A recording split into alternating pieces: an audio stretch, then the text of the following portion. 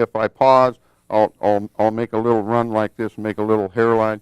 I'm sure the camera over here can see these little lines like this, and you can make hairlines down the size of a hair, or you can make big ones like this, the beauty of one finger.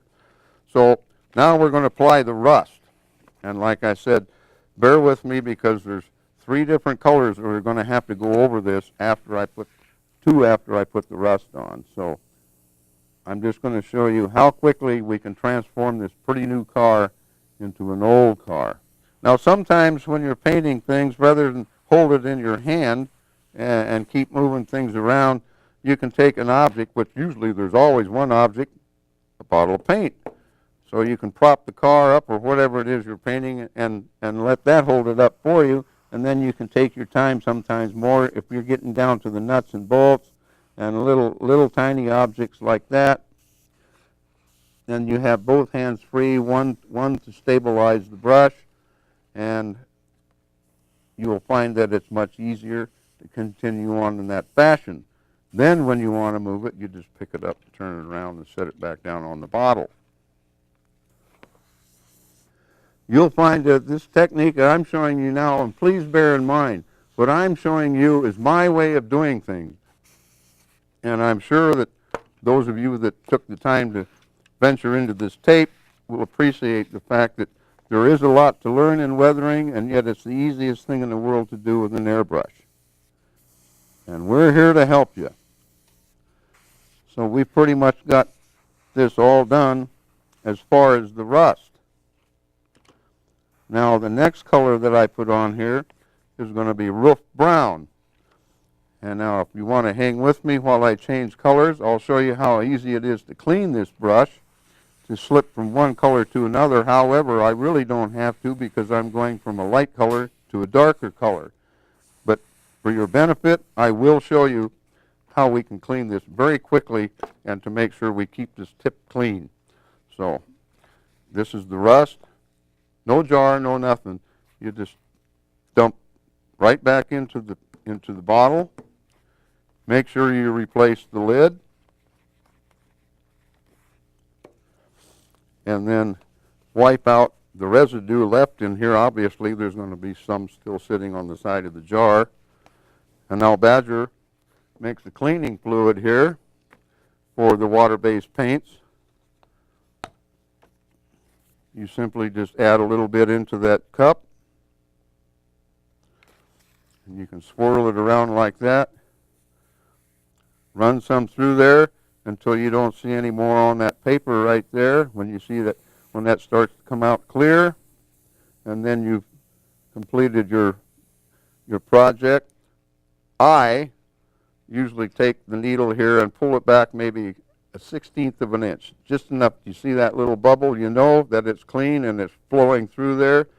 Push the needle back in, and you should be in real good shape for the next color. Normally, this is what you use. They make, this is the canister to put your overspray, and you spray it in here. I put it on here a lot of times so I can see when it's clearing up, and I know that it's clear. Normally, you just squirt it all into here, and when you're through with that cleaner, I just dump it right into that receptacle. That's what it's made for. Very convenient.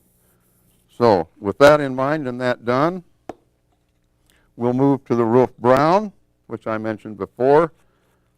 And let's see here. This is a brand new bottle again, so we're going to have to mix it up with the handy dandy little paint mixer. I can mix it up. A lot of times I just use a popsicle stick or something, but since they made this convenient for us, we just use the paint mixer, which is what it's built for.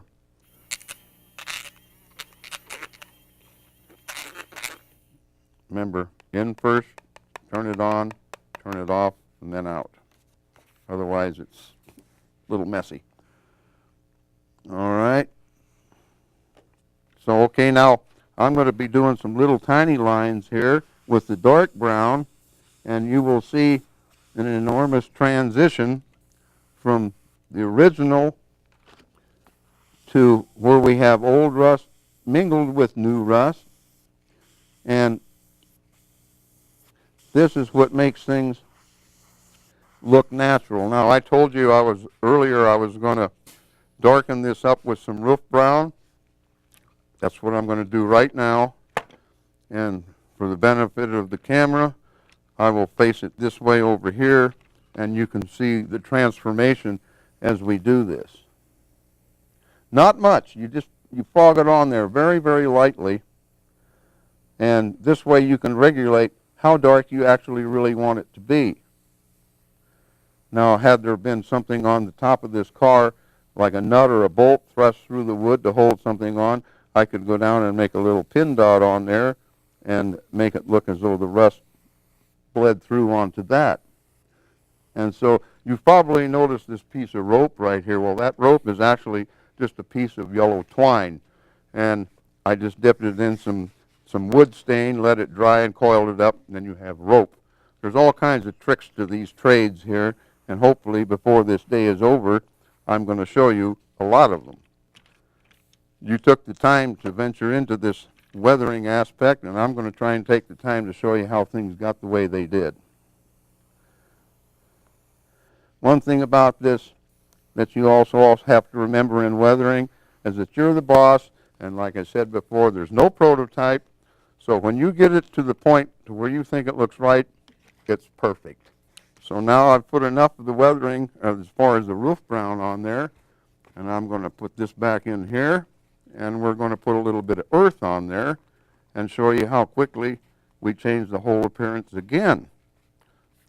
Okay, now we're going to add the earth to this, which will give it an entirely different effect. And this time, I'm going to add what they call extender. Badger makes it. It's an extender. In other words, it prolongs the drying time of the paint, especially through the brush. So a few drops is normally all you need, and it will make the flow of the paint a little smoother if you're going to make small lines and do small things. And so we'll just put that in and we'll just shake it up. Sometimes you put in 1 or 2 drops. I put in as much as 6 or 7 sometimes, depending on what I'm doing. This time I think it's probably only going to require the 3 or 4 I just put in. But it's a great product for lengthening the drying time of the paint, because I will show you here in a minute. This is acrylic paint like house paint, but it dries just like other paints. I can spray out here, and by the time it gets to my hand, it's pretty much dry right there. Not completely, but it dries very quickly. So now I'll show you with the application of a little earth here how quickly this whole appearance will change.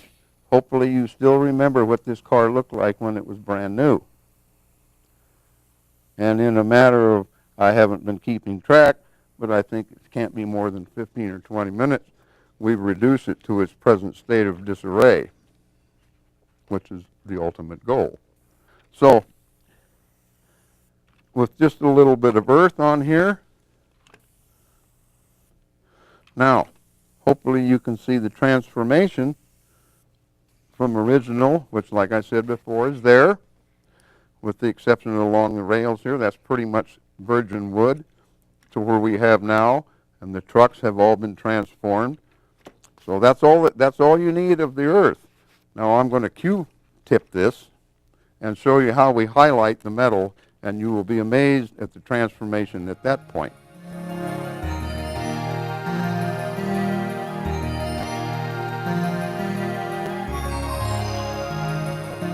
Okay, now as I promised, we're going to highlight the metal fittings that were on this car when we started.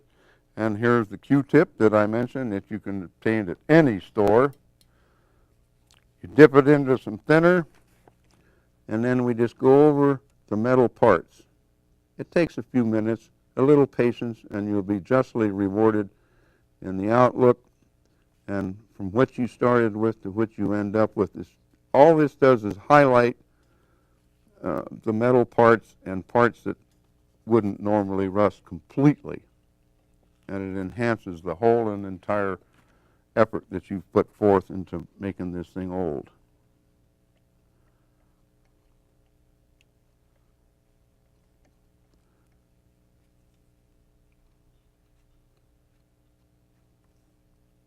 even in the heads and the nuts and bolts, everything. I'm sure you can see the transformation here as to what you've done and what we're doing.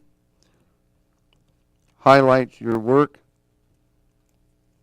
and you'll notice that I've just painted basically right over almost everything in front of the brush, because you can always take it off with lacquer thinner per se, or any kind of thinner that you might want to use. Even this cleaner right here works on this stuff right here, as long as you do it quickly, because this paint dries very fast, and the sooner you get it off, the easier it will be.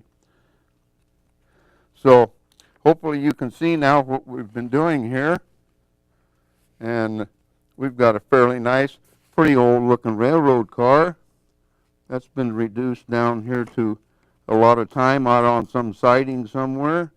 And we all know that we've seen trains on sidings, trains moving along the right-of-way. Very few of them you could go out there and run your finger down the side and not get something on your finger. Normally it's dust, dirt, mud, whatever the train has picked up on its way down the road. So I think we're just pretty much done with this guy here. I have a lot to show you today, and hopefully you've picked up a little something on how to weather wood and how easy it is to build yourself a little shelf model. I make a lot of dioramas. I'm sure people know what dioramas are, and weathering a diorama is the same as this.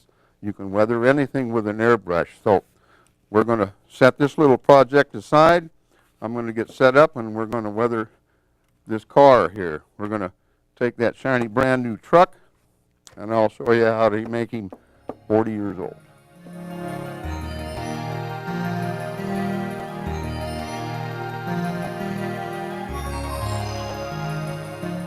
Okay, as promised, I'm going to reduce this nice little Chevy truck here to a relic, and I put this wood on here myself. Those are wood stir sticks instead of popsicle sticks, because they're only half the size.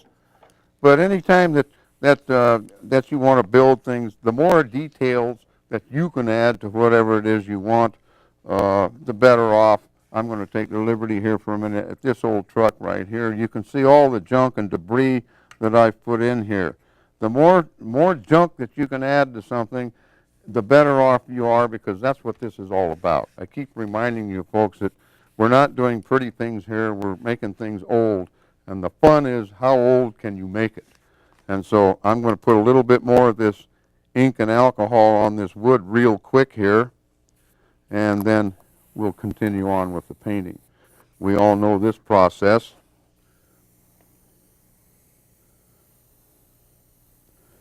And I'm going to try and show you everything I can in the time I have here, and hopefully you'll be able to go out there and practice, as in on some other tapes. Every person that I know of that's an instructor will advise you the same thing I always advise people of.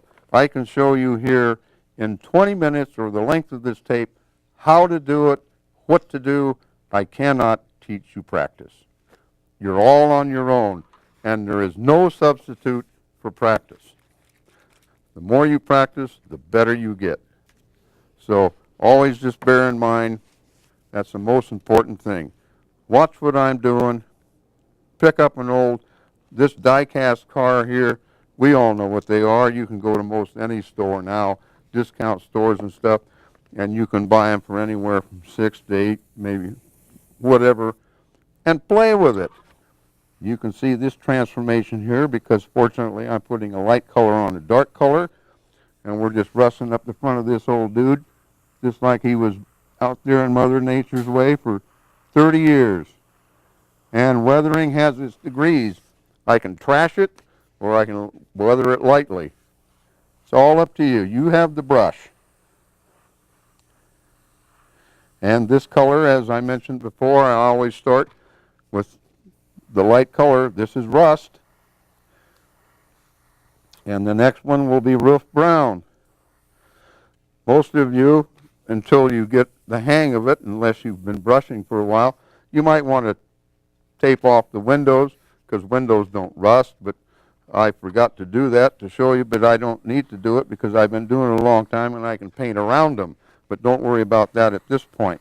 You're watching a transformation here that's not really taking too long, and we'll have this old guy here beat up pretty good. And you don't have to rust every object. I mean, rust occurs in corners, cracks, and crevices. Maybe just right down here in the corner of this cab got a little rust build up. Or from the door handle here, you got a little streak that's going to run down. Now you're going to see me do something here that sometimes you have to do. When you spray through this brush, a little buildup will occur eventually sometimes on the end of this needle right here, which is obviously where the paint and all the air passes right through here. So if you notice where it's not giving you the fine little line you like, just remove the nozzle there, wipe off the residue, and then put it back on, and you should be back in business again. And like I mentioned before, you just run yourself a little test strip down here, and you get those little lines like this, big lines, little lines, and then you can continue on with your project here. But we'll rust up the corner of this door here, and you're probably wondering, well, why is this so rusty in one spot and so shiny in the other? When we get through, I'm going to take that shine off. You'll still be able to see the black, but it won't be real shiny like that because it's pretty obvious, unless this is in a body shop or something, that if a truck is this rusty here, it's certainly not going to be that shiny there. So, and of course, don't forget the wheels. We're going to untidy the wheels here, and then when we Q-tip this guy, you'll think this is a masterpiece. Well, you can do it too. And like I said, after you watch this tape, if you don't already have one, go out and get yourself a little die-cast car. It doesn't have to be a truck. It can be anything. And play with it. Paint it. And you can always buy Q-tips. And you will Q-tip this guy and make him look right. I'm just showing you that an airbrush paints not only trains, it paints anything you point it at. And it's the greatest invention in the world. And Badger's got one of the best ones on the market, and they've got a brush for every application. They do fingernails, they do cake decorating, they do everything you can think of. We're doing models. And so when you go to a store to buy one, you just tell the person in there what you're going to do. Most people will be able to advise you as to which one you want. Or Badger has a web page. If you have a computer, you can dial into the web page. They tell you everything you need right there. Show you pictures of the brushes, what they do, and can advise you just about what you want. So don't ever think that you can't do this or you don't know where to go to get started. I'm here to help you, and web pages and computers. If you don't have a computer, somebody can help you, or you can call. A lot of people I've talked to use all kinds of excuses not to do this. I've talked to a lot of people in clinics I've done. First question you ask them, how many people here know what an airbrush is?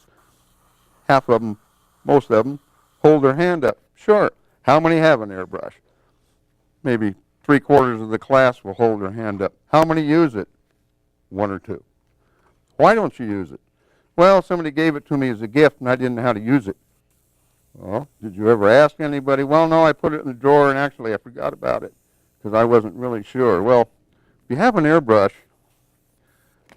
it's a tool and it's there to be made, and it's been made for you to have fun with, like we're doing here.